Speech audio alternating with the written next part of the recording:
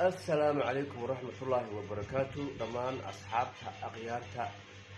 كحيران يوتيوب كي جبوتي حسن عبدي ومسكينكي وأدونكي الله وحان إذن الله هاي السلام عليكم ورحمة الله وبركاته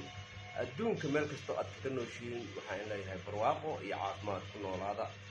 وجبوتي حسن عبدي أو إذن كستو السلام أما إذن الله habeen wanaagsan fiidnimo wanaagsan ama subax wanaagsan cid kasta waqtiga ay tahay taariikhdii wadanka Masar ayaan ku gudi jiray welina kow iyo labo ma joogto farana kama qodno marka arintii Masar waa qeybka saddexaad ayaan idinku soo dhigi doonaa intii ka dhineed taariikhda Masar iyo dhaqanka iyo dadka iyo dalka iyo maxay taariikh ku leeyihiin wadankan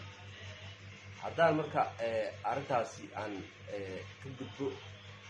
horta wadankan waxaa ku nool dad badan oo Soomaali ah dad markaas si noocyo kala duwan u soo galay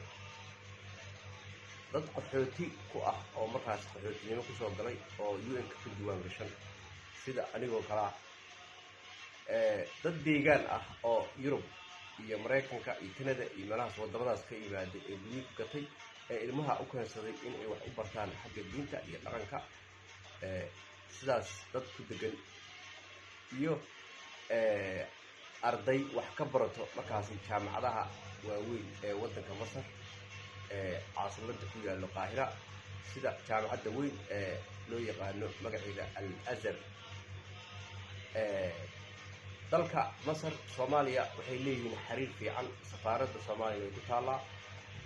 waa dad markaasi Soomaaliya aad iyo aad cilaaqaad fiican iyo xiriir fiican sare marka Soomaalida saddexaas ay isku jirtaa arday wax ka barato dad deegaan oo guri ka gatay iyo dad qaxootiga oo markaasi ku joogo qaxooti oo UN-ka markaasi ka diiwaan gashan sida warbixintii hore aan ugu sheegay saddexaas ay u kala baxaan Soomaalida shaqo ahaan ay qabtaan Soomaalida shaqo wax saasa ma qabtaan meeshaan wadankan shaqo saasa ma laha waa dad ayagii aad iyo aad ayagii isku batay oo markaasi ayagaba aysan ka baneen shaqooyinka qaarkood ee la qabto marka way jiraan shaqooyin iska maqaayado Soomaaliya oo adigu aan u baneen adigu jiraan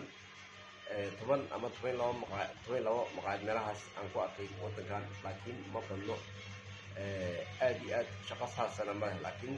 dadka saddexaas isugu jiro dad markaasi arday ah oo markaasi arday wax ka barata wadankan dad deegaan ah oo nabadgelyo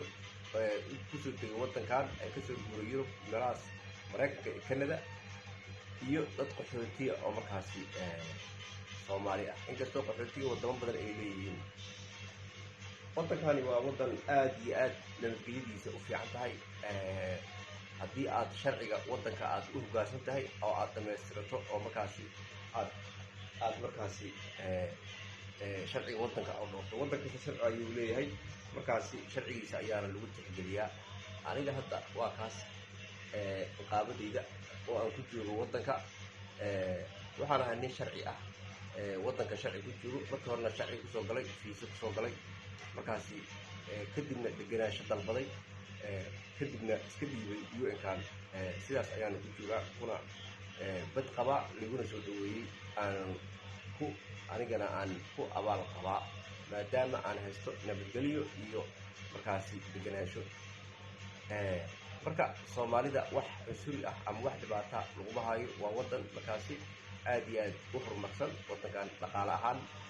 dhaqaalihiisa waxa uu ku tiirsan yahay waa beeraha iyo ganacsiga madaxweynaha wadankani waa Cabdicasiis Al-Siisi oo markaasi ka ah madaxweynaha dalka Soomaaliya madaxweynaha dalka Masar afan marka asxaabta marka Soomaalida waa dad markaasi aad iyo aad isaga warqabo oo markaasi isku gurmado haddii ay noqoto qof markaasi la xiray ama qof dhibaato gaartay markaasi aad iyo aad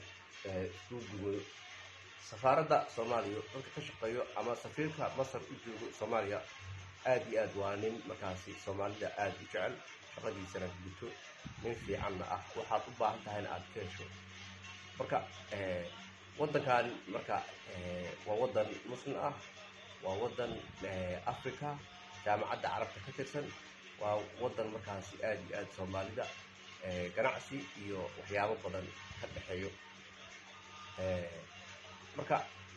arrintan kale oo markaasi aan iisoo gudbinayay taariikhda masarna insha allah geedka saddexaad ayaan iisoo dhigi doonaa haddii alla idmo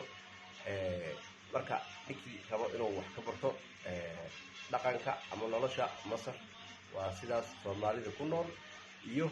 dhaqan ahaanna masar waa intaan idinkaga soo gudbiyey iyo in kale balse waxaan iga ballan qaadayaa inaan idinsoo gudbin doono insha allah haddii alla idmo waxyaabo badan oo markaasi inaga xaqabtigi doono dhaqanka waayo waddanka haddaadan tagin adigoo waddankaaga joogo haddii aad dhaqankiisa aad markaasi aad maqasho ama aad haysid markaad imaado waxaad dhowraysaa ama aad la qabsanaysaa waddanka markaad imaado adigoo wax badan aan joogin marka asxaabta waxaan idin leeyahay waa jabuuti xasan cabdi oo markaasi youtube-kiisa jabuuti xasan cabdi idinkala soo dhex hadlaya marka subscribe-ka ha lay saaro share iyo like intaba ha layskugu daro wax yaroo aad ii saarto ama subscribe aa ii saarto anigu wax weyn bay ii tartaa adigana xukunkaa dhibayso insha allah gaarsiiya asxaabta kale dhammaan ku sheergaleeya youtube-yada waa jabuuti xasan cabdi muslinkii naafada ahaa ee ku noolaa dalka masar ee qaahira asalaamu calaykum waraxmatullaahi wabarakaatu waa idin jeclahay asxaabta ana sidoo kale barwaaqo bashbash iyo caafimaad ugu noolaada إن شاء الله السلام عليكم ورحمة الله وبركاته.